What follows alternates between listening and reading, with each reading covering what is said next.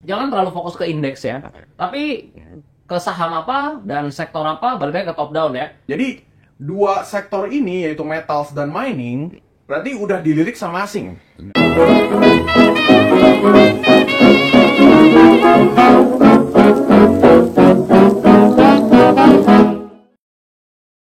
Halo teman-teman investor ajaib semuanya, jumpa kembali di saya tim Koneksi Financial Expert Ajaib Sekuritas. Di hari ini teman-teman saya kedatangan tamu yang spesial. Ya, di sebelah kanan saya ada Kak Denis dan juga di sebelah kiri saya ada Karian ya. Mereka berdua ini adalah content creator di dunia investasi. Mungkin saya hai dulu nih Kak Denis nih ke teman-teman investor ajaib.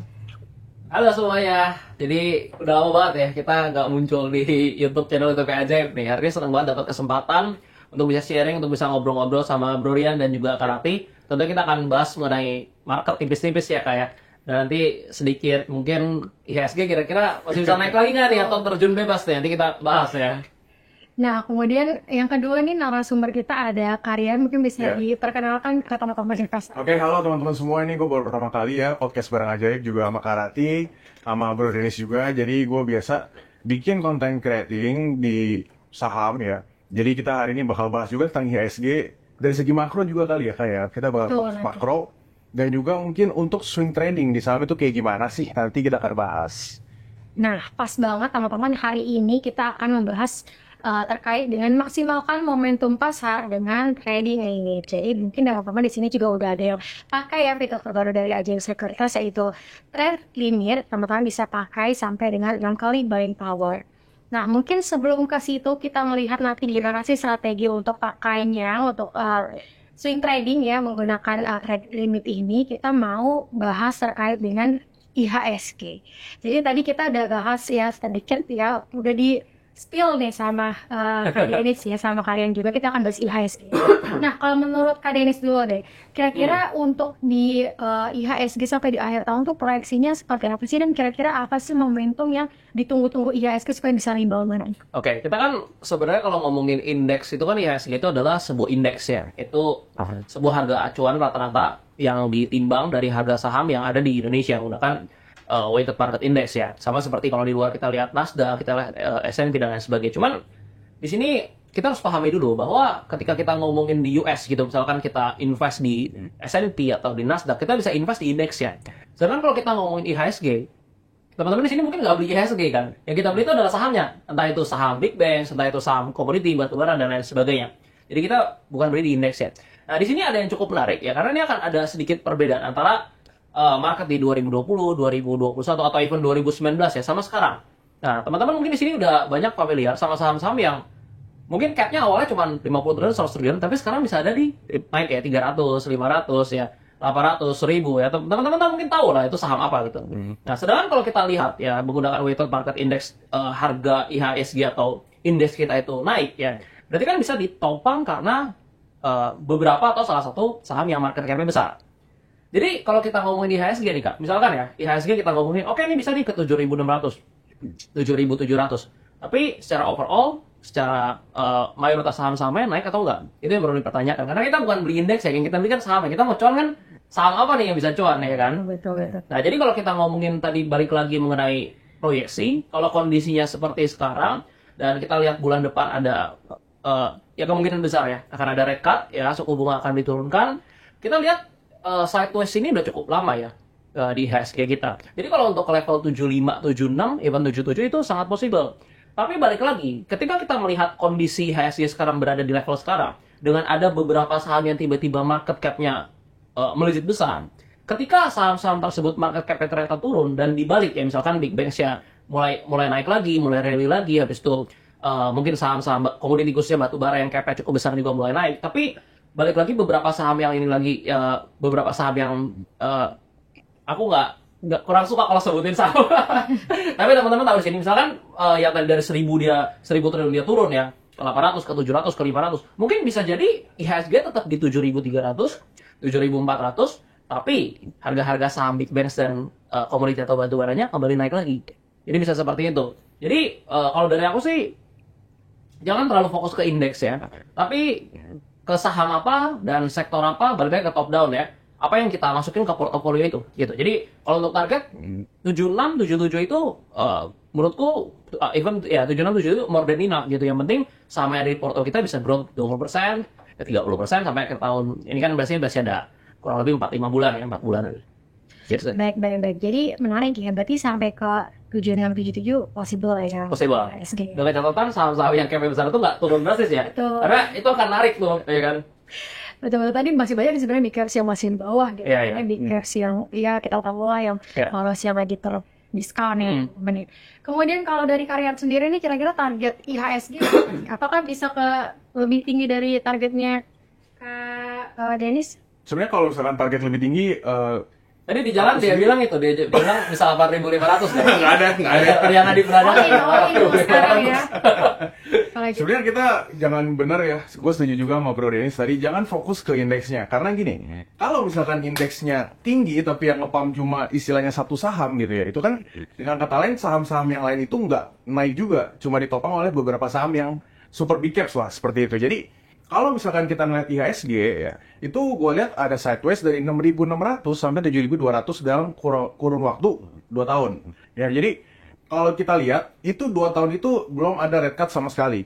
Ya, jadi kita kalau ngeliatin Indonesia, kita juga harus ngeliat dari market luar karena market Indo ini masih cukup kecil ya. Jadi kita ngikutin istilahnya market yang udah lebih mature yaitu US gitu. Nah, kalau misalkan kita ngelihat dari luar ya, kita ngelihat dari dua kacamata deh. Dari sisi ekonomi luar dan dari sisi dalam ya, dari dalam Indonesia. Kalau misalkan kita lihat dari luar, itu sebenarnya ya oke, ya. Karena suku bunga di US itu mau di-cut ya, kurang lebih mungkin di Oktober atau mungkin di awal 2025 nanti. Gitu. Tapi kalau misalnya kita lihatin di dalam negeri, secara GDP ya teman-teman ya, itu GDP Indonesia juga udah cukup untuk mendorong IHSG naik. Kenapa? Karena kalau kita lihat nih GDP di Q2 tahun ini ya teman-teman itu naik kurang lebih 3,78%. Gua lupa angka pastinya berapa, tapi di sekitaran 3%. Ya, dan itu udah cukup bagus untuk di satu kuartal. Ya, cuma kalau misalkan kita ngomong tadi targetnya ke 8.000, menurut gue itu agak sulit gitu ya. Karena gini, dalam jangka pendek, ya kita ngeliat 2024 ini import di Indonesia itu jauh lebih tinggi daripada ekspornya. Ya. Itu jadi salah satu penghambat untuk ya istilahnya pasar modal kita growth lah. Ya, dengan kata lain lebih banyak kita impor barang, masukin barang, keluar duit gitu ya. Berarti kita ada outflow tuh, money outflow, terus kita impor barang, sedangkan ekspor kita itu nggak terlalu naik signifikan. Oke? Ekspor kita itu cuma naik sekitar 1,7%. Nah, jadi untuk IHSG naik atau bahkan breakout gitu ya dari sideways 6.600, 7.200, 6.600 sampai 7.300 itu ya possible, tapi untuk lebih tinggi daripada 7.700, 7.800 mungkin ya mungkin bisa masih dalam time frame yang jangka panjang lah, nggak dalam waktu dekat. Seperti itu. Aku boleh nanya nggak? Boleh. Mau nanya. Kita kan ekspektasi ini baik investor, trader di market manapun ya. Ini kan ekspektasinya nih next FOMC itu ada red card, ya kan? Kita lihat juga ini kemarin ini kan hari Selasa ya, per video ini podcast Indonesia. Kemarin itu kan terjadi udah kayak Black Swan ya. Iya betul. Parah banget. Hancur ya. Jadi indeks Jepang itu drop 12% sehari ya. Nah, kita lihat kan ekspektasinya ini bakal ada red card di next FOMC. Kalau misalkan ternyata 0 BPS lagi gitu, nggak ada red card, apakah IHSG-nya akan tetap bisa? Karena kita lihat kalau misalkan kita lihat di US ini kan cukup menarik ya. DXY itu udah kemarin naik, saham itu naik. DXY-nya turun, sekarang pada outflow kan. Ibarat kita lihat Warren Buffett. Istilahnya udah beda dari teori lah ya. Iya. Nah, jadi kan uangnya itu kan sebenarnya kalau kita ngomong uang itu kan berputar kalau nggak di equity, commodity, di currency ya, cuma di sana-sana doang ya kan. Jadi kalau misalnya uang yang nggak ada di US, banyak yang taking profit di US stock gitu, apakah uangnya akan masuk ke Hang Seng sama IHSG? Kalau pertanyaannya, apakah uangnya akan tetap masuk ke Hang Seng dan IHSG ketika suku bunganya nggak turun? Nah, ini pertanyaan menarik ya teman-teman ya. Jadi, terima kasih host baru. Jadi kita memang kalau ada insight ya, langsung aja tanya gitu ya, Pak ya. Karena kan nah, sebenarnya ini sulit dijawab ya. Jadi udah nggak by teori lagi nih teman-teman. Kalau misalnya kita ngelihat biasa kalau DXY turun itu indeks saham US naik, ya equity US itu naik. Tapi yang sekarang terjadi adalah ini kalau misalkan gua infer yang bisa gua dapetin datanya, oke? Jadi investor itu biasa tuker yen, oke? Mereka istilahnya loan yen atau pinjam yen, tukar ke USD. Oke, tukar ke USD untuk apa? Untuk beli equity saham US. Jadi kalau teman-teman lihat ini S&P all time high, terus juga Nasdaq all time high, itu karena apa? Karena ada investor asing. Ya, jadi nggak cuma dari investor lokal di Amerika Serikat. Nah, yang jadi masalah adalah kemarin tuh, ketika si BOJ, Bank of Japan itu naikin suku bunga. Ya, orang yang minjem Jepang yen itu kewalahan tuh. Oke, yang tadinya Jepang yennya murah, sekarang jadi mahal, pusing mereka harus bayar lagi. Untuk bayarnya, mereka harus ngapain? Mereka jualin equity US-nya. Gitu. Jadi likuidasi semuanya turun ya. Dan flow-nya kemana? Oke, ini jadi pertanyaan menarik. Karena kalau gue lihat sekarang flow-nya itu masih ke US tapi dalam bentuk bonds. Ya. Itu tapi nggak semua loh teman-teman. Mungkin ada sebagian yang keluar, mungkin ke euro ya, bisa ke euro, ke pound sterling. Tapi ada beberapa flow ke dalam bonds US teman-teman. Oke, kenapa bisa ke bonds? Karena kalau kita lihat nih ya, yield bonds itu kan berbanding terbalik dengan harganya. Oke. Kalau gue lihat kemarin ya, hari Senin, itu yield bonds itu drop di US. Jadi, ada 10-year treasury bonds ya di Amerika Serikat, itu dia dari 5%-an turun ke 3,9% yieldnya. Dengan kata lain apa yang bisa kita infer? Yang bisa kita infer adalah ya, flow-nya itu lagi masuk ke bonds sekarang. Ya. Kenapa? Karena ada sentimen emergency meeting the Fed atau Bank Sentral Amerika, itu dia pengen rate cut secepatnya. Oke. Itu rate cut secepatnya. Kalau teman-teman tahu ya ada emergency meeting. Nah, spekulasi itu yang menyebabkan flow semua keluar dari equity US. Ya. Kalau misalkan sampai rate cuts terjadi, berarti bonds yang baru di-issue itu yieldnya lebih rendah. Jadi orang lebih prefer bonds yang lama. Ketika mereka lebih prefer bonds yang lama, apa yang terjadi ya? Mereka buy bonds-nya, yieldnya turun seperti itu. Jadi mungkin ada flow yang ke bonds, tapi sisanya gue masih belum tahu nih kemana. Kira-kira menurut lu kemana? Nggak tahu, makanya gue nanya. Nggak bisa, kita nggak bisa bahas ini beda soalnya, beda sektor. Nanti undang lagi aja, undang lagi. Kita bahas yang satu lagi nanti. Mungkin itu produk yang sebelah ya. Karena dia langsung kan. Lu mancing-mancing soalnya. Oke, mungkin karena kita di stok ya teman-teman, ya mungkin kita ke next question ya. Kira-kira tadi kita udah ngomongin IHSG, kita udah ngomongin ibunya. Sekarang kalau untuk indeks sektoral tuh kira-kira sektor mana sih yang menarik nih di tengah ada potensi tadi rate cut dan sebagainya untuk sampai di akhir tahun lah, kira-kira kalau dari Bro Dennis gimana? Kalau kita ngomongin sektor ya, di Indonesia itu udah pasti satu yang nggak mungkin bisa lepas dan nggak mungkin kita bisa tinggalkan, yaitu sektor banking. Ya, karena secara market cap itu udah pasti 4 big bank saja itu udah besar banget kalau dibandingkan saham-saham publik di sektor lainnya.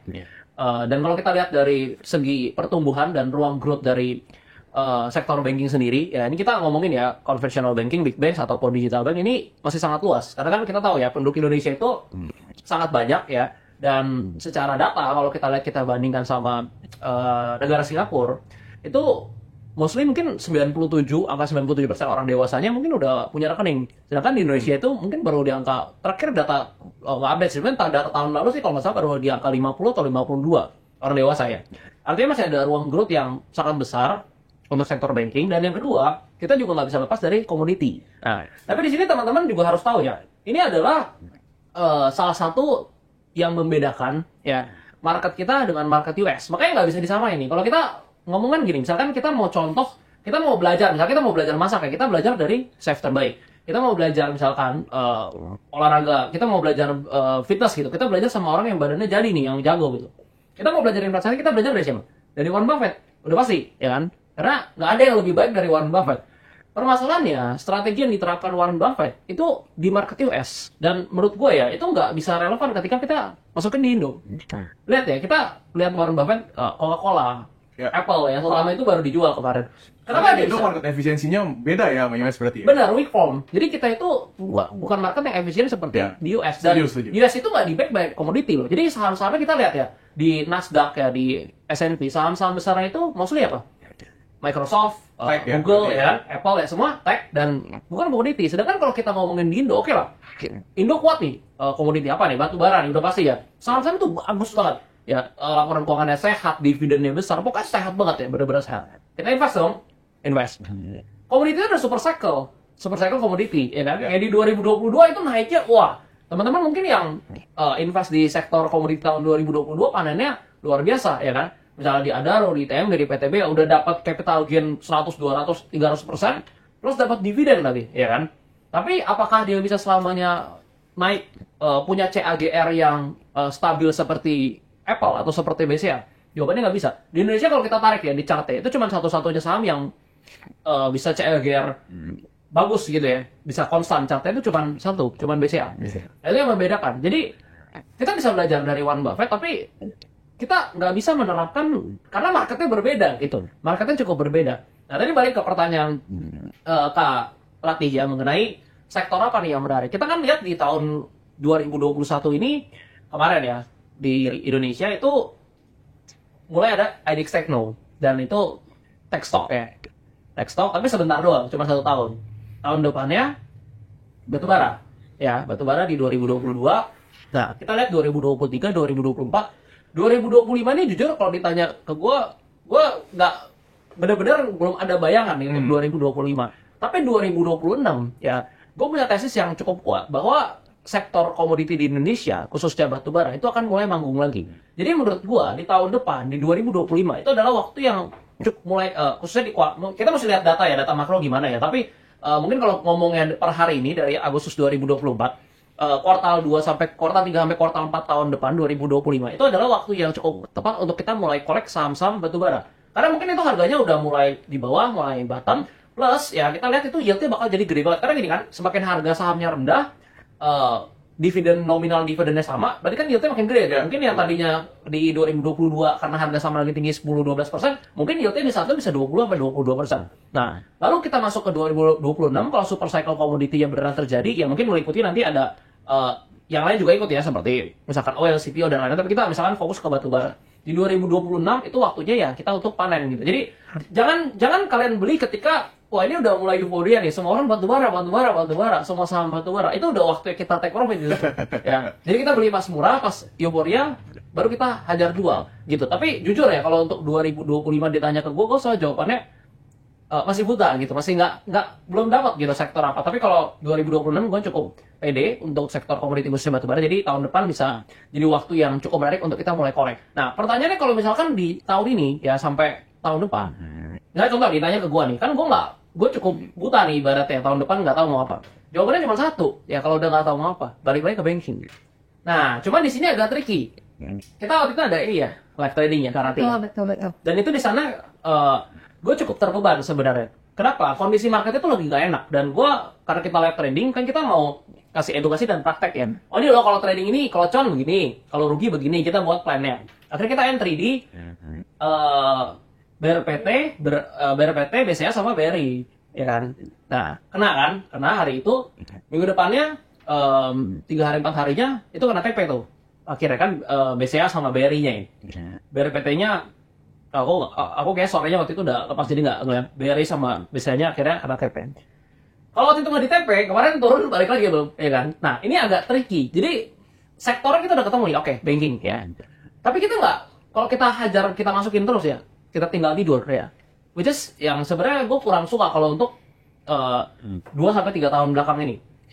Kalau kita tinggal tidur, mungkin bisa lah dapat return 7%, 10%, 12%, 15%, tapi belum didiskon sama currency ya. Ini untuk kalian yang mungkin belum didiskon sama currency. Kita ngomongin nggak didiskon sama currency deh.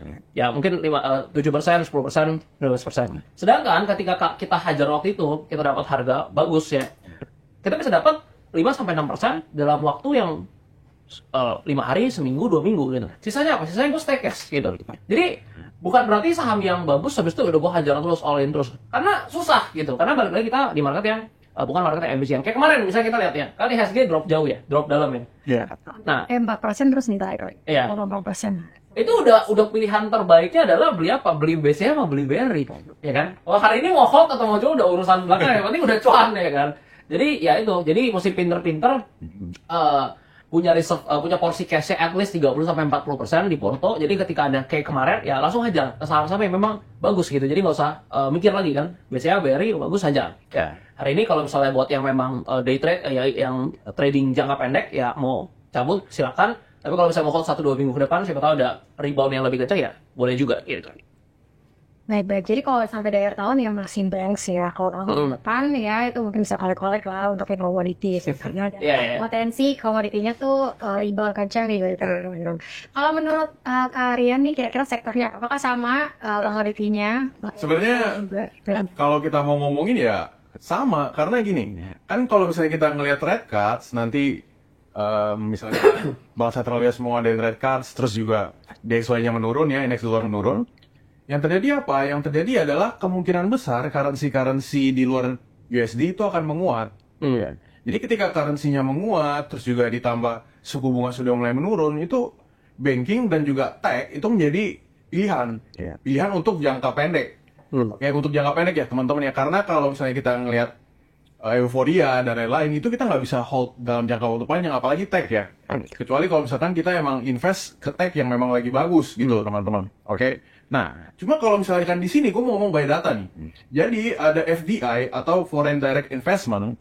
Oke, jadi beberapa negara seperti Singapura, China, dan juga Hong Kong itu dia udah invest ya, tembak dana direct langsung itu 200 triliun rupiah ke beberapa sektor. Oke, jadi mungkin ini bisa jadi istilahnya second opinion lah. Oke. Nah, ada beberapa sektor yang ditembak yaitu apa? Base metals yang pertama. Oke, base metals.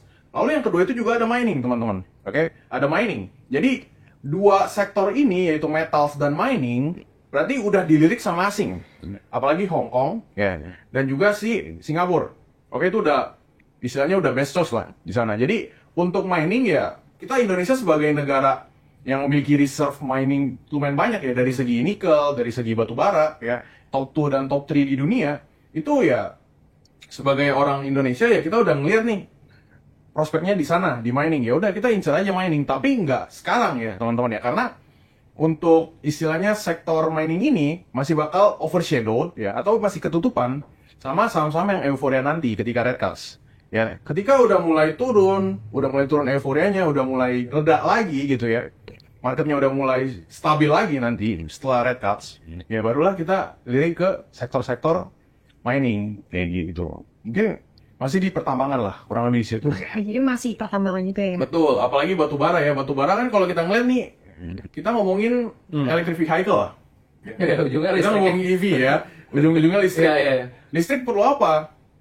Mungkin dulu Baterainya nikel. baterainya nikel atau enggak besi lah, besi. Sekarang Iya. pakai ferronit, gue nggak tahu namanya apa, pakai besi gitu ya. Jadi memang negara-negara ini udah tahu nih ngincer Indonesia, ya. Dia ngincer base metalsnya, dia ngincer miningnya juga. Untuk apa? Ujung-ujungnya ke sana, ke electric vehicle. Ditambah lagi bahan bakarnya juga pakai apa? Batu bara gitu teman-teman. Ya, pakai batu bara untuk pembangkit listrik. Ya, jadi konsumsi batu bara akan meningkat teman-teman. Ketika EV sudah mulai banyak. Ya, untuk oil gimana? Untuk oil kalau misalnya gue lihat ya, ya ketika banyak mobil yang udah mulai shifting ke electric vehicle, ditambah lagi Indonesia akan mentargetkan EV akan lebih banyak di Indonesia. Ya, menurut gua untuk oil itu masih kurang diminati lah kayak gitu. Jadi ya liriklah ke sektor-sektor mining yang memang lagi dibutuhkan secara makronya gitu ya.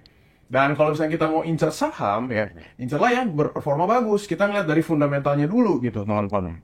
Salah, udah dari story. Oh iya benar, oh iya. So, story-nya fundamental dulu. bagus, kalau nggak ada flow nggak akan naik. Oh iya. Jadi story ya, tadi story EV dulu, terus kita cari the best of the best ya, barulah kita entry di sana.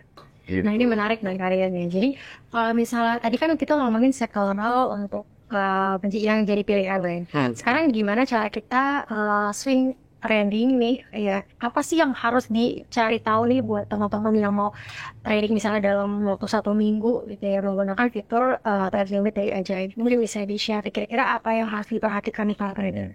Oke, kalau misalnya kita mau perhatikan, kita istilahnya mau swing trading ya teman-teman ya. Yang pertama diperhatikan itu adalah flow. Oke, kita lihat dulu broker summary-nya. Itu yang menurut gue lumayan penting ya teman-teman ya. Karena kita di sini retail, oke. Kita nggak bisa tuh gerakin yang namanya market ya. Jadi ya kita harus ikutin arah marketnya ini mau kemana. Kita bukan prediksi market, kita bukan dukun, ya. Kita ya follow the trend, mau kemana gitu trennya ya. Kalau misalkan saham-sahamnya lagi turun, lagi dibuang-buangin sama big funds gitu ya, ya jangan masuk gitu. Oke. Lalu yang kedua adalah kita cari performanya. Yang kedua adalah performa ya. Tetap by fundamental. Yang pertama kan tadi story. Story udah oke nih ya, kita udah ngeliat dari segi makronya, kita udah top down analysis ya. Kita ngeliat di global ini sedang terjadi apa. Lalu yang kedua kita ngeliat fundamentalnya dulu teman-teman. Oke, misalnya kita mau swing nih, fundamentalnya kita nggak perlu lihat 5 tahun kebelakangan lah. Ya kita nggak perlu lihat 5 tahun kebelakangan, tapi ya lihat mungkin dalam 1 tahun terakhir ini performanya seperti apa. Gitu. Lalu kita ngeliat juga macroeconomic news. Ya mungkin bagi teman-teman masih agak rancu gitu ya, ini macroeconomic news ini apa? Gitu. Nah, jadi macroeconomic news ini dia berhubungan langsung sama equity di US. Oke, berhubungan langsung sama sentimen-sentimen di pasar. Contoh apa? Contoh pemotongan suku bunga atau mungkin non-farm payroll. Ya, itu dia ngefek langsung ke market US dan secara nggak langsung itu juga ngefek ke market Indonesia. Gitu. Lalu yang terakhir adalah kita ngeliat teknikalnya. Oke, mungkin di sini teman-teman ada yang, wah, gue mau fundamental doang nih. Gue cuma mau analisa, gue lihat fair value-nya berapa, ya gue entry gitu. Terus ada mungkin yang teknikalnya dong nih. Ya udah, posisinya lagi bagus, lagi di support ya kita entry gitu. Tapi kan kalau misalkan kita tahu istilahnya kita mendapatkan informasi lebih dari orang lain ya. Jadi kita punya informasi tambahan dari segi story-nya, dari segi fundamental, dari segi teknikal, ya baru kita bisa entry di situ. Kita lebih pede. Oke, kita nggak ragu untuk entry gitu teman-teman. Mungkin ada beberapa yang secara teknikal oke nih. Tapi dia ragu, oh apa jangannya nanti break support nih? Atau enggak, oh jangan-jangan apa nanti false breakout gitu. Jadi ya, untuk meningkatkan conviction kalian ya, dimana di market itu memang harus punya conviction ya. Kalau misalnya nggak punya conviction itu nggak akan kuat untuk tahan. Loss dikit buang atau enggak profit dikit buang kayak gitu. Jadi ya, pastikan kalian punya convictionnya ya. Search by fundamental. Fundamental itu apa? Ya lihat aja laporan keuangannya. Lagi boncos atau enggak, itu paling penting gitu ya. Karena semua perusahaan itu ya tujuan utamanya pasti cuan loh. Oke, bukan istilahnya EBITDA atau apapun ya. Yang penting cuan gitu ya. Darahnya itu cash flow. Ya, darahnya itu cash flow. Jadi, buat apa kalau misalnya bikin perusahaan tapi nggak untung gitu. Ya, lalu yang ketiga yang terakhir ya baru ke teknikal, teman-teman. Seperti itu. Baik, menarik ya. Kalau dari hasilnya story, sahamnya, sebenarnya juga oke. Baru nanti teman-teman dia tahu dari teknikalnya. Nah ini ngomongin teknikal, kalau dari Kak ini sendiri mungkin bisa di-share kalau teknikal tuh lihatnya kayak gimana sih untuk swing trend, misalnya jangka waktunya sampai seminggu gitu. Oke. Mungkin sekalian cerita ya, sedikit pengalaman ya. Karena biar teman-teman mungkin juga dapat pelajaran dan ngulangin kesalahan yang sama gitu. Jadi di dalam market ini kan, market ini cukup dinamis ya. Jadi kita lihat misalkan teman-teman apalagi yang udah lebih senior, yang udah di market mungkin dari 2010, 2012, ya 2015, 2018, 19 sampai sekarang. Itu pasti melewati ibaratnya musim-musim yang berbeda gitu. Ya. Contoh di 2010 ya, mungkin aku belum terjun gitu kan, masih kecil. 2010 baru umur berapa? Baru umur 11 tahun. Punya KTP belum bisa. Belum punya KTP. Mungkin kalau udah bisa ya, bisa langsung. Ya, dari tahun 2010 gitu. Udah masuk asli udah kali 200 kali 20 ya waktu itu ya. Kali naik 20 kali. Jadi di saat itu kan 2009, 2010 kalau kita kolek saham-saham properti, ya paling simpel ya pasti kalian tahu Alam Sutra gitu. Itu naiknya itu luar biasa. Ya kan. Sekarang apakah ada saham properti naik 10 kali itu? Nggak ada gitu. Nggak ada. Itu adalah musim yang berbeda ya. Kita lihat mungkin di 2015, 19 habis itu tiba-tiba ada Covid. Nah ini musim-musim yang berbeda. Nah, gue bakal sharing sedikit ya pengalaman. Trading gue itu di 2023 itu hancur banget ya. Hancur rugi gitu ya. Kenapa? Karena pas gue evaluasi di kuartal 1 ya, gue lihat ini kok indeksnya itu diam nih. Indeksnya mungkin ya cenderung naik turun ya, tapi kok performa tradingnya bisa sampai hancur, bisa rugi gitu kan. Habis itu evaluasi dong. Baru akhirnya ketahuan. Habit dari 2021, 2022 itu masih ke bawah. Jadi gini, maksudnya gini. Di musim 2020 itu kan kita tahu ya, ada pandemi, ada Covid, di mana indeks itu dihajar sampai 3.800 ya waktu itu ya. Di 24 Maret gitu, BBRI sampai 2.200, BCA sampai 23.000 sebelum stock split. Nah, jadi kalau di 2020, kita habitnya itu kan gini, kita beli, kita buy, kita swing trade. Itu taking profit ya bisa 40%, bisa 50%. Tujuan kan. Even di BRI loh, kita beli 2.200, kita bisa jual di 3.000. Apalagi saham-saham second liner, ya mau dapetin 30%, 40% tuh easy. Misalnya itu, 2021, kita masuk apa? Temanya tech, ya kan? Ya. Sebenarnya kita ngomongin saham tech itu nggak ada yang beneran tech kayak di US loh. Tapi sahamnya tuh naiknya luar biasa. Jadi tech sama digital bank Iya, digital. kita masuk misalnya di saat itu ya. Ini kan udah lewat ya, jadi kita sebutin aja. Misalkan kita masuk waktu itu di Arto gitu. Kita masuk di Arto untuk swing trade, cari 50% itu sangat gampang. Karena 2.000 ke 3.000, 50%. Kita swing trade misalkan di BBYB gitu kan, di 1.000 ke 1.500. 50%. Apalagi di MTech ya, di Aladdin dan lain sebagainya. Ketika kita masuk ke 2023, mau cari 40%, waduh amsyong, susah, nggak dapat gitu, karena nggak ada momentum seperti itu lagi.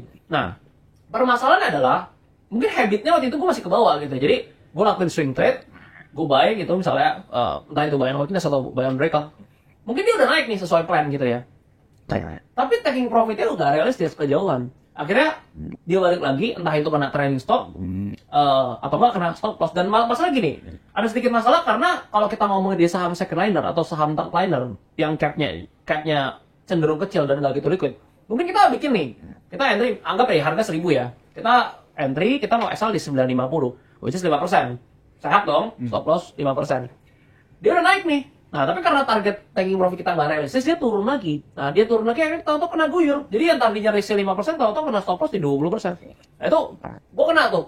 Kayak gitu. Akhirnya pas gue sadar, gue baru lihat, ini marketnya itu nggak bisa dipaksa. Jadi, lu mau cari di WCA, di BRI, mau cari 20%, 30% itu nggak bisa kalau dalam jangka pendek. Kalau misalnya mau satu swing gitu ya, mau dari time frame kecil ya, maksudnya 4 jam atau daily ya, mau dari low baru ke high baru ya, itu nggak ada 30%. Ya satu swing begini, 8%, 10% enough gitu. Nah, jadi kalau kita masih ngebawa habit kita di musim yang berbeda untuk di musim yang saat ini, pasti jadi performa tradingnya masih jadi kacau balau gitu. Jadi yang pertama kita menyesuaikan dulu, ya. Kita harus menyesuaikan dulu supaya mungkin teman-teman juga ngerasain kok dulu di 2020 gampang ya, 21 gampang ya, 22 gampang ya.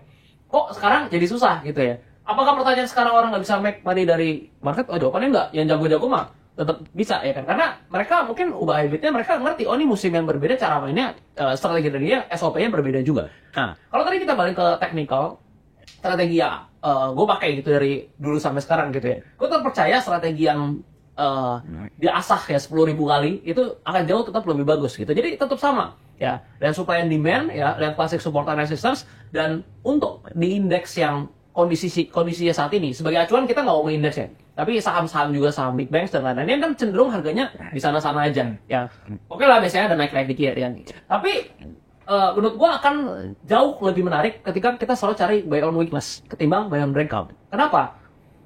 Balik lagi, ada perbedaan. Kalau di 2021 kan indeks berapa? Misalkan indeks masih di 5.800, di 6.100, di 6.500. Kita hajar buy on breakout nggak masalah, karena masih ada potensi untuk IHSG-nya 6.800, 7.000, sampai even 7.200. Sekarang indeks kita kan udah ibaratnya udah lumayan tinggi, bukan ada di bawah. Kalau kita hajar semua strategi ya, buy on breakout, buy on breakout, buy on breakout, mungkin di data gua ya, itu false breakout-nya bisa jadi lebih banyak dan hajar gitu. Jadi gua pribadi tetap lebih suka apa? Reserve, stay cash ya. Begitu ada yang turun, hajar buy on weakness. Ya, jadi pokoknya harga di support kuat, di major support, beli ya. Dan belinya itu juga saham-saham yang memang bukan masalah cuma fundamental bagus, weh. Bukan cuma masalah fundamental bagus, tapi masalah likuiditas. Ya. Karena gini, kalau misalkan kita ngomongin masuk 10 juta ya, kita masuk 10 juta ke saham third liner, nggak masalah. Mau dia tipis, nggak apa-apa. Kita masuk, cuan 15%, kita bisa keluar. Sekarang kalau misalnya masuk dari saham third liner, masuk ya 500 juta, masuk dari 1M, itu nggak bisa keluar. Ini tuh bukan market seperti gold ya atau oil yang maksudnya likuiditasnya sangat tebal ya. Ini nggak bisa keluar. Jadi juga mesti teman-teman bedain gitu. Misalkan dulu tradingnya masih dengan modal 10 juta, 20 juta, masih oke lah. Tapi kalau teman-teman modalnya hari ini udah miliaran gitu kan, mau main di third liner itu bisa, tapi mainnya dengan modal yang kecil. Oke nih, masukin lah 20 juta, 30 juta. Kalau hajar pakai 5 juta atau miliar, oh itu dikerjain. Begitu dikerjain, apa nyangkut, dan stop lossnya bukan 5%, 10% lagi. Kan diguyur ya kan, nggak bisa keluar, nggak ada barang kan. Jadi bisa rugi dalam gitu. Jadi kalau misalnya dananya besar ya, menurut gua jauh lebih menarik untuk pelakuin swing trade itu ya di saham-saham yang bukan cuma masalah cap, bukan cuma masalah fundamental, tapi di saham yang memang liquid gitu ya. Which is ya, kalau sahamnya liquid, perusahaannya bagus ya, sahamnya liquid, marketnya besar ya, mostly ya harusnya ya perusahaan bagus. Ya, memang mungkin ada beberapa yang marketnya besar liquid tapi sahamnya kurang bagus, tapi selama itu liquid ya, kalau teman-teman mau scalping atau intraday ya itu masih cenderung aman, karena kita selalu ngomongin soal likuiditas ya. Sekali terakhir ya, mau secepat apapun ya sekuritas, misalkan kan udah pakai ajaib nih kan udah pakai ajaib. Ajaib ini kan mungkin dulu berasa oh ini cuma di handphone nih, sekarang udah ada bisa kita akses via website. Di handphone itu fiturnya udah banyak banget, ada extra trade limit, ada apalagi kak day trading, ada fitur margin. ya kan? Itu semua udah super lengkap. Dan kalau kalian perhatikan, coba deh kalian ingat-ingat di 2020 ketika kalian pakai AJM. Coba kalian coba lagi sekarang S1, coba aja beli BCA 1 Mark ini. Apa rasanya? Super kenceng, ya udah cepet banget. Tapi balik lagi, mau kalian udah pakai AJM nih, sekuritas yang super cepet gitu ya. Habis itu kalian pakai PC, misalnya PC mahal 100 juta ya, super cepet ya. Kalau misalnya barangnya diguyur, ini nggak akan bisa keluar juga, percuma gitu. Jadi balik lagi kalau misalkan mau masuk ya di saham yang likuiditasnya memang ada, gitu sih. Oh, berarti likuiditas paling Nomor satu. gitu ya hari ini. Tadi juga udah di spill ya. Jadi kalau sekarang tuh momentumnya lebih ke better buy on Soal apa plus ya? ya. Selalu. Dibanding buy on break, itu banyak false breakout. Apalagi marketnya tuh mau enggak gitu ya. Udah ke 7.300 kemarin. Iya. Balik lagi ke 7.000 kan sampai ke. Tapi menarik, kalau misalkan dulu di 2021, misalkan kita mau paksa buy on weakness terus, biasanya ada barang. Karena kan IHSG lagi 5.800 ya kan, kita buy on weakness, dia naik lagi. Buy on weakness, dia naik lagi, nggak ketinggalan. Jadi mungkin buy on breakout lebih efektif ya di hal itu. Baik. Karena kalau sekarang ya marketnya juga lagi bertensi tadi kan yang terkait dengan Fed-nya. Kalau misalnya Karya nih, mungkin bisa di-share pengalamannya kalau misalnya trading, itu kira-kira waktu itu pernah minus sampai berapa persen dan kira-kira sekarang risk tolerance-nya itu berapa persen sih? Wah. Atau stop loss? Mungkin bisa di-share nih. Dan juga take profit itu kira-kira di level berapa persen? Karena orang yang dipikir itu loss-nya nih, kalau udah loss sekian di cut loss, tapi kalau misalnya udah profit, didiemin aja, SG-nya turun kan sampai. Coba tanya kau punya gotong nggak? Digocap ya? Digocap bener. Nih jadi gini ya teman-teman ya. Kalau misalkan kita ngomongin take profit sama SL ya, itu pastiin kalian punya trade plan. Oke, jangan kalian asal beli, hold, cicil tembak terus. Kalau misalkan di efficient market, efisiensi ya, kalau misalkan kayak di US itu oke lah. Ya karena semua grafiknya itu kayak BCA. Oke, naik terus. Oke, kalau misalkan di Indonesia yang kayak grafiknya kayak saham ya cuma BCA doang, tadi yang Bro Dennis bilang. Jadi nggak semua bisa kita DCA-in, ya, nggak bisa kita istilahnya cicil setiap bulan. Oke, lalu kita berharap untuk cuan gitu. Kita nggak keluar-keluarin nih, kita, gue cuma mau ngincer dividen doang nih. Itu nggak bisa, teman-teman. Jadi untuk masalah loss paling banyak, ya, itu terjadi karena kebodohan sendiri lah. Oke ya, karena kita lihat nih misalnya marketnya lagi oke, lagi bagus, lagi musim tech gitu ya, muncullah Bukalapak. Nah ya. Bukalapak itu orang-orang pada FOMO. Oke. Ini kesalahan yang paling pertama. Jangan FOMO ya teman-teman. Karena ketika kalian FOMO ya, ketika Bukalapak itu IPO, hari pertama ARA, hari kedua ARA. Oke, gue beli di hari pertama juga teman-teman ya, karena gue nggak dapat istilahnya, gue nggak ikutan antriannya, gue nggak ikut IPO-nya. Lalu gue beli di market di hari pertama. Dan di situ gue ya rencananya ya udah kita hold aja nih, karena kan lagi tag gitu ya. Kita mikirnya, gue mikirnya itu kayak, oh ini mah saham bagus nih, tag yang pertama di Indonesia lagi gitu ya. Nah, lalu yang terjadi adalah ya kena guyuran. Kalian bisa lihat awalnya dari 1000 turun ke 800, 700, 600, sekarang di angka 200 ya. Nggak tahu deh sekarang di berapa nih, gue udah ngecekin ya. Nah, itu gue masih hold dan gue cut loss-nya itu di angka 300 atau 400, kurang lebih di range segitu teman-teman. Kenapa gue bisa melakukan hal itu? Karena ya yang namanya FOMO. Oke, oh ini mah bisa balik nih, bisa balik ke harga entry gue, gitu ya. Itu adalah kesalahan yang paling fatal teman-teman. Kalian harus punya risk tolerance-nya sendiri. Oke, misalkan let's say, kalau misalkan udah koreksi berapa persen, ya misalnya let's say 10% itu out lah untuk saham IPO ya. Kalau misalkan sahamnya udah istilahnya punya grafiknya, udah punya chartnya, ya kalian analisa secara teknikal. Oke, jadi nggak bisa kita ngomongin setiap 10% kita out. Karena mungkin ada beberapa saham yang ada slippage. Istilahnya, kalau misalkan kalian beli saham di 55 perak, ya turun ke 54 perak itu udah berapa persen? Ya, udah 1% lebih ya teman-teman ya.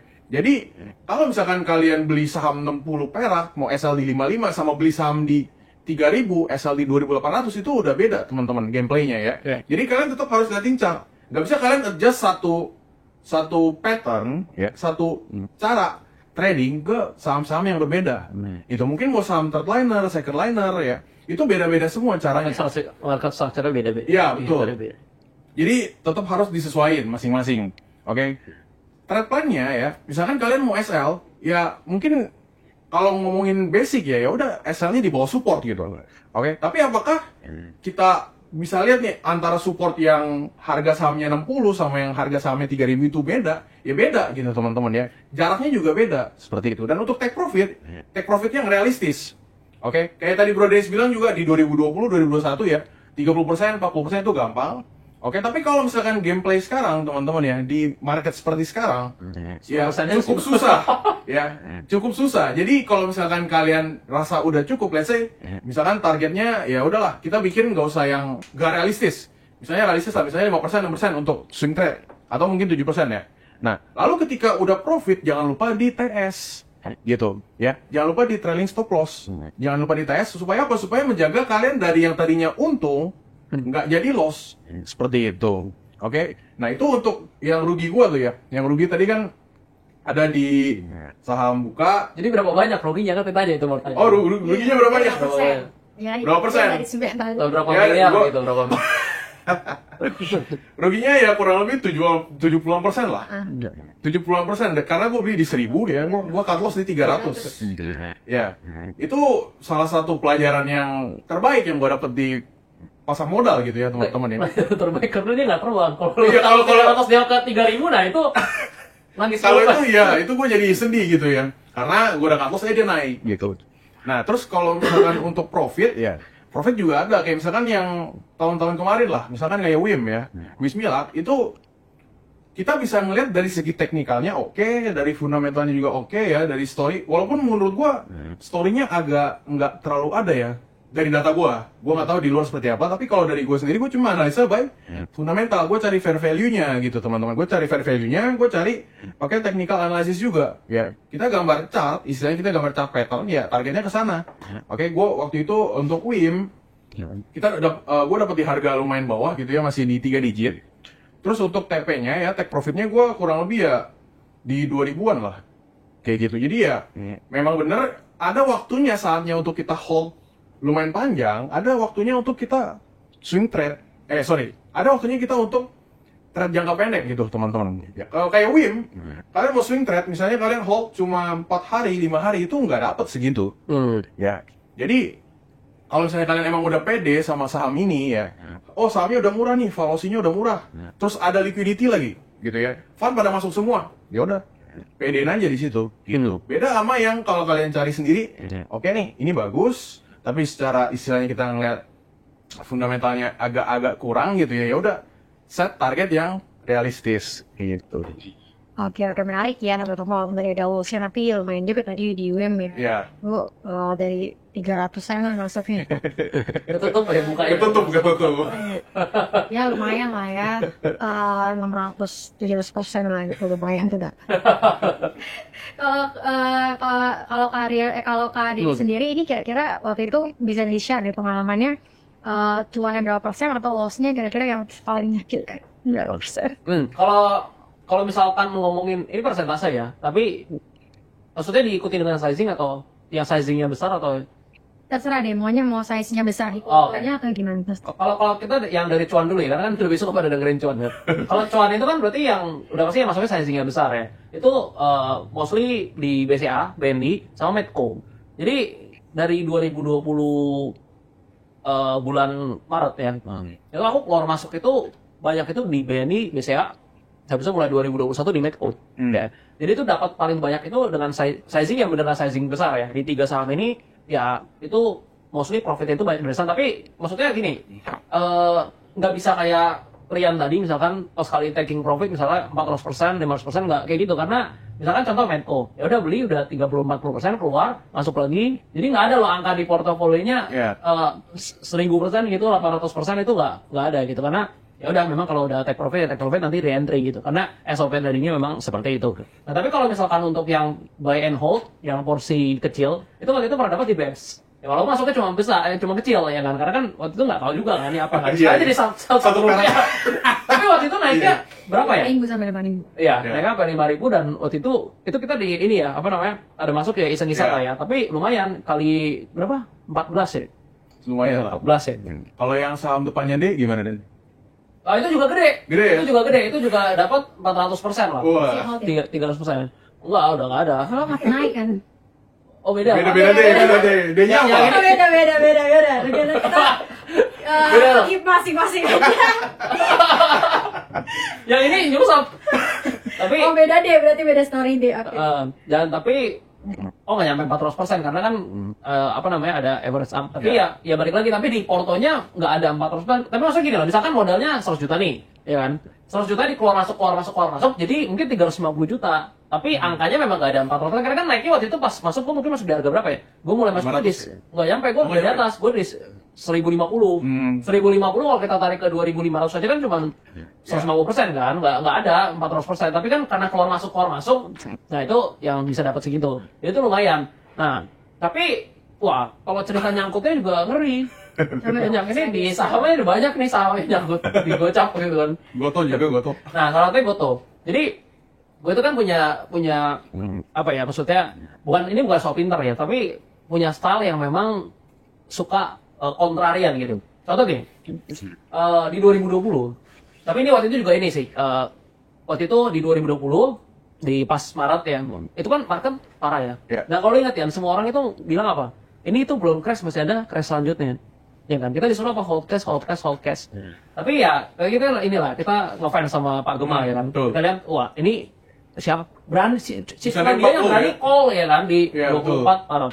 Terus gue mikir gini, gue mau jadi orang yang punya style itu berbeda. Karena mayoritas orang kan ada cash lagi, semua hold cash. Ini gue tembakin semua, pakai margin lagi. Cuma jangan ditiru ya. Itu nggak akan bisa diulang lah. Karena kalau waktu itu dia turun, wah habis itu semua. Gue tembak semua, gue pakai margin lah. Dan langsung kan rebound itu, jadi modalnya itu benar-benar spike itu dalam 1 minggu, itu 1 minggu terbaik loh, ya kan? Nah itu yang gue lakuin. Nah habis itu masuk ke 2021 kan, lakuin lagi di tech stock. Jadi tuh porto gue keluarin tuh. Jadi gue kan sebenarnya ada porto invest ya kan, itu gue keluarin akhirnya. Yang gue hold tuh terakhir tuh cuma BNI doang, karena gue rasa BNI masih murah kan. Biasanya tuh gue keluarin, gue tembak-tembakin ke tech stock. Itu dapetnya di digital bank, di BBB, ya kan, di Arto. Walaupun Artonya gak telat sebenarnya, itu lumayan lah. Nah terakhir itu nah masalah di Goto ini, karena gue liat gini, gue itu nggak punya di atas barangnya, gue itu justru lihat di bawah, ini harga 80, harga 75 ya kan, ini perusahaan Dekakor nih kan, gede banget ya kan, memang secara laporan keuangan ya kita bisa sama-sama lihat, cuma sesuatu yang biasanya nggak mungkin terjadi di market itu kan biasanya terjadi gitu kan, gue selalu punya tesis, wah ini diskon, sangat-sangat diskon nih, ke 300 aja udah berapa gitu, ke 200 aja deh ya kan, dan ada kali 2. Hajar man, gue tuh ya.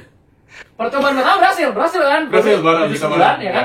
Naik sampai 99 ya atau 100 ya? Iya, berhasil. keluar. Dia turun lagi kan? Turun lagi ke 69 lagi 70. Wah hajar, dengan size yang lebih besar lagi. Dia turun lah sampai turun kan 50, 55, 54. Nah, itu gue udah gak berani. Soalnya gue gini, gue mendingan cut loss hilang misalnya 20%, 30%, gue mendingan cut loss, pokoknya gue mendingan kehilangan uang sekian daripada nyangkut nggak bisa keluar sama sekali gitu beresiko. Jadi pas dia udah deket-deket ke bocor, gue bawa semua takut. Jadi itulah yang paling saya lumayan gitu lah. Paling mengesankan. Iya. Itu.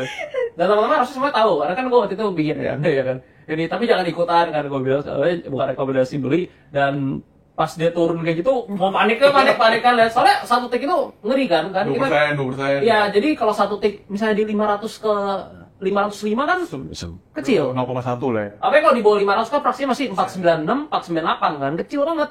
Tapi kalau 60 ke 61 kan wah Kayak deket banget ya. iya langsung naik kan gitu. Jadi Kerasa banget lah ya, bisnya tuh dipotong. serem ya. Menarik ya tadi pengalaman dari kalian dan juga kalian terkait dengan mereka punya pengalaman trading ya di investasi saham. Nah kemudian kalau sekarang kita ngomongin terkait dengan average up sama average down. Kira-kira ini strateginya seperti apa sih? Karena banyak banget nih teman-teman investor kalau misalnya sahamnya turun, average down terus-terusan gitu kan. Giliran sahamnya bagus lagi naik juga berani average up gitu. Jadi ya udah diliatin aja gitu ya. Kalau menurut kalian dulu deh, gimana sih caranya biar kita tuh bisa benar melakukan yang namanya average down, terus juga kita juga bisa pilih saham yang tepat nih untuk melakukan average up itu supaya kita cuan makin besar. Oke, kalau gue ngomongin dari cara gue sendiri ya, gue kalau di saham itu agak jarang sebenarnya kalau average up ataupun average down. Ya kecuali emang gue pede banget sama saham ini. Ya kayak misalkan contoh banking. Kalau banking itu waktu itu BBRI di 2020-2021 itu gue average up terus. Tembak terus ya dari 4.000, 5.000 terus dia naik terus sampai itu harga slow stock split ya teman-teman ya. itu gue nembak cukup banyak. Karena apa? Karena pede sama banking. Beda cerita kalau misalkan kita masuk ke third liner, teman-teman. Ya, misalnya kita masuk ke saham yang third liner yang lumayan kecil lah, yang market cap-nya kecil, itu gue jarang banget, bahkan hampir nggak pernah untuk average up ataupun average down. Ya, jadi kalau misalkan kalian mau average up ataupun average down, carilah saham yang liquidity-nya tinggi. Oke, jadi jangan sampai kalian yang tadinya minus nih, misalnya let's say kalian masuk ke third liner, terus minus gitu ya. Itu kalau average up, ya kemungkinan besar ya, kalau misalnya diguyur itu cukup bermasalah gitu. Jadi malah ngeganggu money management. Ya, ngeganggu money management banget. Jadi kalau misalkan kalian udah set, gue mau masuk 5 juta nih di saham A. Ya, SL-nya 500.000. TP-nya misalkan dapatnya 1 juta gitu. Ya itu stay aja di sana gitu. Kalau kan SL ya udah. Beda cerita ya, kalau misalkan kalian average up, ya itu risk reward-nya udah berbeda lagi tuh. Untuk kamu posisi kalian yang di atas. Misalkan kalian beli di harga 100, targetnya ke 130, kalian beli lagi di 120 nih.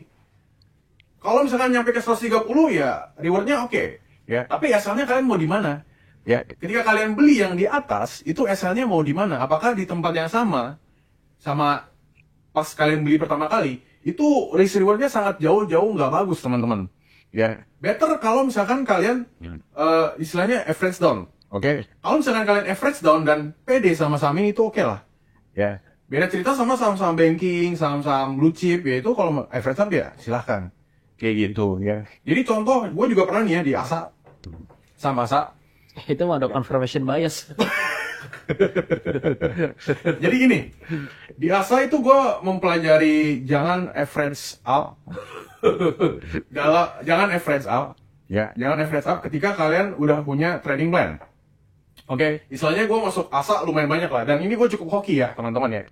ASA itu sempat ke 1000, ya. Di 2000, gue lupa 2002 atau 2003, dia ke 1000 terus turun ke 700. Oke, pas dia naik ke 1000, gue buy, dia drop ke 700. Oke, di sana itu porto gue udah cukup, istilahnya memerah cukup banyak, karena gue beli ASA lumayan banyak gitu teman-teman ya. Untuk porto gue, let's say misalnya nyampe 40% lah, 40% dari total porto gue. Ya itu benar kata Bro Dennis ya, confirmation bias. Oke. Gue pede banget ini bakal naik. Yang terjadi apa? Dihajar sama market gitu. Itu pelajaran yang bisa kalian dapat di market langsung, teman-teman. Oke, kalau misalkan ke second liner juga, kalau punya trading plan ya stick to trading plan. Jangan kalian utak-atik lagi lah. Jadi rusak money managementnya gitu. Ya. Hokinya dari 700 dia naik ke 1300. Jadi gue bisa exit. Itu hoki, teman-teman. Itu hoki yang nggak boleh kalian harapin gitu ya. Kalian misalnya nih, floating loss. Aduh, gue berharap naik nih, bisa tutup loss gue. Itu sangat hampir tidak mungkin terjadi, teman-teman. Ya mungkin itu gue istilahnya hoki banget lah di sana. Jadi gue bisa exit. Kayak gitu. Beda cerita kalau misalkan dari 700 dia nyusup ke 50. Gitu. Jadi risk reward-nya cukup jelek jadinya. Gitu. Oke, menarik banget ya teman-teman tadi untuk strategi average up sama average down. Nah, mungkin kita udah sampai di akhir sesi nih ya kali ini sama Kak Ari ya. Bisa dikasih closing statement buat teman-teman investor ajaib nih, gimana cara untuk investasi di market yang cukup volatile seperti saat ini. Mungkin dari Kak Dennis dulu. Oke. Yang pertama balik lagi tadi seperti yang udah gue bahas mengenai season ya atau musim. Jadi kita punya habit itu mesti disesuaikan dengan kondisi market di tahun tersebut gitu. Karena kita nggak bisa pakai strategi di 2021 untuk dipraktekkan di 2024 tuh akan sangat jauh berbeda. Yang kedua, kita punya plan yang jelas dan SOP trading. Karena kalau kita ngomongin analisa-analisa, gue yakin teman-teman yang tonton di sini pasti udah pada ngerti lah. Kita gimana caranya buka laporan keuangan, kita analisa rasio keuangan, kita misalkan kita mau hitung valuasinya segala macam. Dan even udah ada tools-tools yang membantu kita kan untuk melakukan analisa itu sebenarnya. Habis itu teknikal segala macam. Tapi yang terpenting itu adalah kita punya SOP. SOP ini maksudnya apa? Kita punya peraturan untuk diri kita sendiri. Oke, gue punya duit, gue punya modal misalkan 5 juta nih. Ya. Gue masuk ke satu saham itu berapa? Dan gue harus di tahun ini ya, tahun ini marketnya kayak gini. Gue harus stop loss itu maksimal berapa? Risk per trade-nya itu berapa? Dan gue take profit itu di berapa? Ini untuk apa nih? Untuk sektor big bank sih, untuk yang blue chip, yang market cap besar. Habis itu kalau misalnya mau third liner, ya mau masuk ke saham kecil, boleh nggak? Boleh aja, no problem. Tapi sizingnya tentu berbeda. Contoh misalkan kalau gue ya, Di saham Thailand gue misalnya mau trading, udah one time buy doang, sekali buy ya. Size-nya gimana? Oh, size-nya sangat kecil. Mungkin misalnya contoh, masuk di Big Bang sekali masuk misalkan 100 juta nih. Ya. Di Thailand mungkin masuknya 5 juta atau 7 juta. Kenapa? Karena resikonya sangat besar. Ya bisa nyangkut di goyer bisa rugi 50%. Dan kalau misalkan Thailand kita ngomongin juga bisa naik 10%, bisa arah ya 2-3 hari. Jadi masuknya nggak perlu dengan nominal yang besar. Atau misalnya nggak cocok nih, nggak mau Thailand sama saya juga nggak masalah. Jadi SOP trading ini benar-benar kita harus bentuk, dan dibentuknya nih bukan diajarin. Tapi kalian dapetin sendiri dari pengalaman-pengalaman rugi tahun-tahun lalu. Jadi setiap rugi dievaluasi, setiap untung dievaluasi, dan buat SOP-nya sendiri. Dan yang ketiga kita ngomongin sekarang mengenai ini ya, apa namanya, infrastruktur. Apalagi teman-teman yang suka trading di sini. Kita ngomongin trading ini baik itu khususnya ya scalper ya, kalian yang suka scalping, day trading ya, dan juga pokoknya trading yang dalam kurun jangka pendek. Kalau kita ngomong invest ya, kita ngomong invest 1 bulan, 2 bulan mungkin nggak terlalu jadi masalah. Kalau kita ngomongin trading itu infrastruktur itu harus sangat memadai. Maksudnya infrastruktur itu apa? Yang pertama, koneksi ya. Kalian yang namanya udah mau scalping kan, kalian mau scalping, mau intraday ya, kalian mesti lihat harga itu 1-2 tick itu sangat matters. Kenapa? Stop loss kalian pasti sangat ketat kalau ngomongin scalping atau day trading. Nah, kalau misalkan kalian memang mau trading ya, pastikan infrastrukturnya memadai. Kalau gue pribadi yang pertama udah pasti koneksi ya. Gue harus di rumah, harus ada monitor, koneksi harus bagus. Yang kedua ya pakai sekuritas yang memang eksekusinya cepat ya. Kalau sekarang kita lihat Ajaib ini kan fiturnya udah banyak ya. Khususnya yang paling gue suka sekarang itu ada extra trade limit. Jadi kalau dulu kan kita udah cobain ya yang untuk fitur margin, habis itu untuk fitur day trading. Tapi gue tahu bahwa nggak semua orang bisa day trading ya kan, walaupun bisa kali bayar lumayan banyak ya kan. Nah, tapi kalau kita mau extra trade limit ini bisa kita pakai, kita bisa hold tempos 2 hari, 3 hari, gimana 4 hari. Dan juga ini cukup membantu ya. Misalkan contoh ya, gua nggak trading deh, anggap gua nggak trading. Gua mau beli saham BCA nih ya. Gua mau invest nih, ini dari rekening ya. Rekeningnya kena limit karena mungkin sehari misalnya cuma bisa transfer 100 juta ya. Ternyata mau isinya bisa lebih banyak nih, kena limit. Nah, gua bisa beli dulu pakai fitur extra trade limit ya, nanti besok kan limitnya udah reset baru gue transfer lagi. Nah kayak gitu bisa ya. Atau yang buat trading nih yang biasa modalnya sekian ya, jadi bisa dapat tambahan modal ya. Jadi fitur-fitur kayak gitu ya bisa kalian manfaatin ya, karena ya ketika kita dapat fasilitas itu bisa membantu kita untuk growth capital yang kita punya. Tapi ingat ya, secara resiko juga tentunya gini, semakin tinggi reward yang kita bisa dapetin tentu resikonya juga semakin tinggi. Jadi pakailah secara bijaksana gitu. Tapi yang pasti balik lagi ke infrastruktur tadi, pastiin koneksi kencang ya kalau ngomongin trading. Habis itu punya pakai sekuritas yang memang punya eksekusi yang cepat ya dan memadai gitu lah. Baik, terima kasih untuk hari ini sharing untuk closing statement-nya. Kalau dari Karya nih gimana sih closing statement, mungkin tips and trick buat teman-teman investor Ajaib Sekuritas? Oke, jadi untuk tips and trick di saham ya teman-teman ya. Yang pertama adalah jangan pernah FOMO. Oke, kalau misalkan kalian punya community saham ataupun kalian punya teman-teman saham yang trader, yang investor, terus mereka banyak show porto, istilahnya show profit gitu ya, jangan terlalu FOMO. Oke. Dan yang kedua, ya jangan terlalu delusional. Ini banyak yang terjadi di saham. Kenapa? Karena kayak gua sendiri juga dulu delusional teman-teman ya. Contohnya yang tadi Bukalapak. Bukalapak itu gua buy di atas, gua berharap dia naik lebih tinggi. Gua berharap dia naik lebih tinggi lagi. Terus juga pas turun gak gua cut loss gitu teman-teman. Itu adalah salah satu bentuk delusional.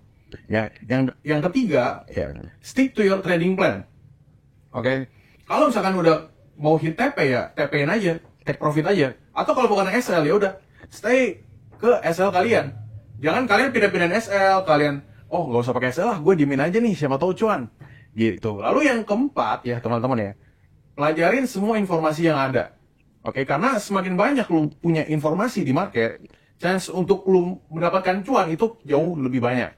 Oke, entah dari bandarmologi, entah dari fundamental, dari technical, dari news, dari story ya, atau bahkan dari istilahnya omongan mulut ke mulut lah, seperti itu teman-teman. Jadi pastikan kalian cari informasi yang bisa ngebantu kalian untuk naikin win rate kalian di pasar saham. Gitu.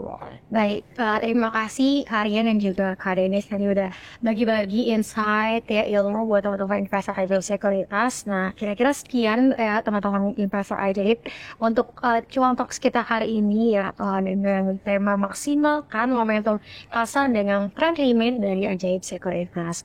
Nah, tadi teman-teman tetap disclaimer sesuaikan sama profil resiko dan juga sesuaikan sama trading plan yang teman-teman udah buat. Mungkin bisa saya bye dulu nih, Kak Deddy sama Kak Rian buat teman-teman yang kasar aja. Bye, sampai jumpa di next Bye. event. Bye. Oke. Thank you. Thank you.